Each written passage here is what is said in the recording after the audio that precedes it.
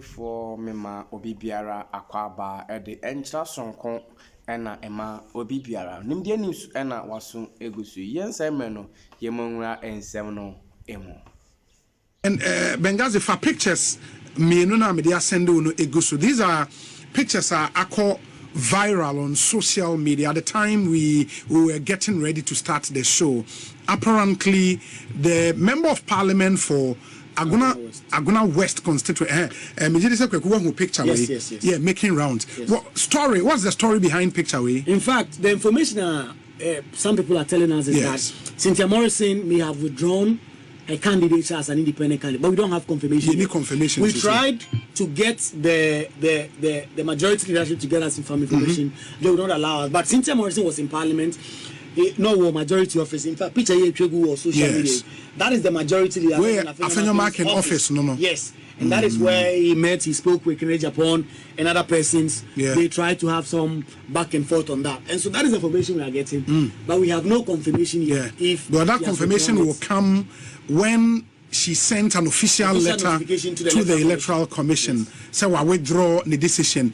But if these pictures are anything to go by, it's been a while we saw her in such hearty moments with the colleagues in Parliament, especially the majority leader and Honorable Kennedy Agyapong. In the picture, and you see Eugene Boachientri, Kennedy Agyapong, Afenyomark, lady no okay. Obani former MP, me say former Kumasi Mayor, Mama Patricia PJ, ewo na bema no jina say ne hwan ono nso ewo mi nti oba obehu omu nyina omone Cinthia Morrison etwa picture. What it means we don't know. The yetete though and say we withdraw the decision to want to go as an independent candidate. But I said the the prima facie evidence I bet you say indeed that decision has been made. A letter or betro the Electoral Commission of Ghana. The train said in Yoma ABC Ako very interesting development in Ghana's parliament the whole of today. No, there is a bone of contention, and unfortunately Speaker making any comment about that. He only said Omu need the numbers to form a quorum for decision making. Yes. Yenim said from the case of Justice Abdullahi as Attorney General. Yes. The Supreme Court was clear in explaining 104, Article 104 of the Constitution. Say to make a decision in Parliament, ube here at least say 275 and awosha. Ube here 137 people. Now, wait to me, Eddie, make a decision. About 137.5. 0.5, of course. And it can be 137.5. It's about technically 138. But I say Nipa no, Nipa half. I think the Supreme Court discusses, and I think they settled on 137 eventually. So unya sa number na, you can take decisions. And this is here, Speaker Carr say omuni numbers to take decisions. No, is it half of 271 and a half of 275? And let's speak can I refer to? Say or refer to 275. Not just now he acknowledges say the status quo it remains. Right. So I refer to 271. Just no disregard the Supreme Court decision. And then and if this analysis you've done is anything to go, it will mean that the Speaker now acknowledges that the order his hand has been stayed. That there's currently 275 MPs, and that is why they cannot be half.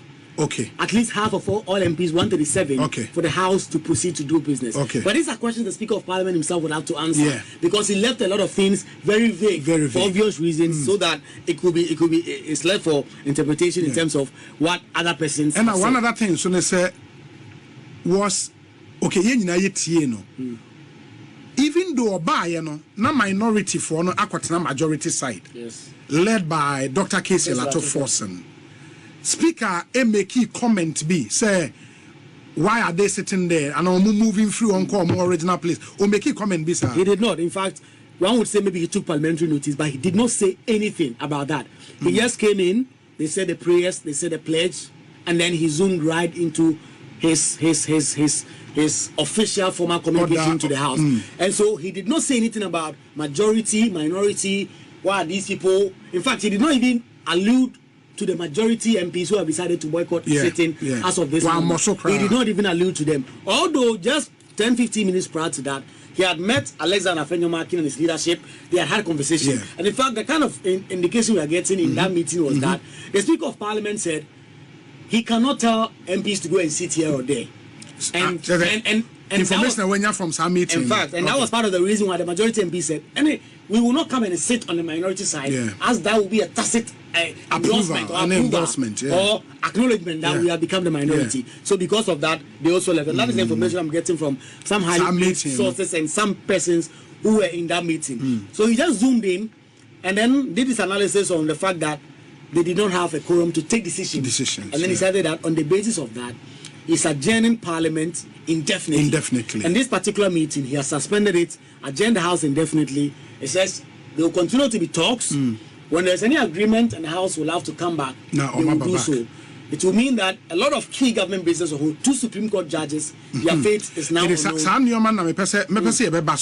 And all the bills that would be affected. I know that there are some LIs and some bills as well now by contemplate, including even the free SHS bill. It means now a bill say they are likely to be affected. But I'm say as we speak, do you know, say speakers were instructing the lawyers, say share if they can also set aside the decision of the Supreme Court. In fact, that was the indication we have been getting since yesterday. As of 3 p.m. yesterday, we had an indication that lawyers of the Speaker were at the registry at the Supreme Court trying to file. And then at some point, they were asked to stop by the Speaker himself that they should not file. In fact, this morning as well, an NDC MP, in fact, Dr. Dominic Ayine told the Sister Media House that lawyers for the Speaker, Thaddeus Sori and his firm, were at the Supreme Court trying to file to stay the execution of that order of the Supreme Court. And they were trying to get that done. But we can confirm that as of now, no process has been filed by the Speaker or his lawyers.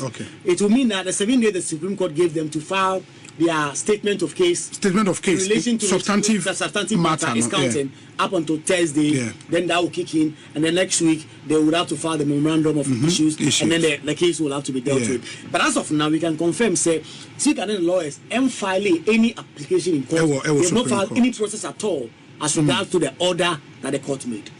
And meaning, sir, if they don't file any such processor, and also would be an acknowledgement of that order the order from the Supreme Court. Wow, and that's really interesting. As we speak, the bills and LIs are buying business a bit suffer from this. What do we know? Starting with the LI, the Supreme Court were hoping to lay an LI. It will guard the adjudication of presidential and parliamentary petitions.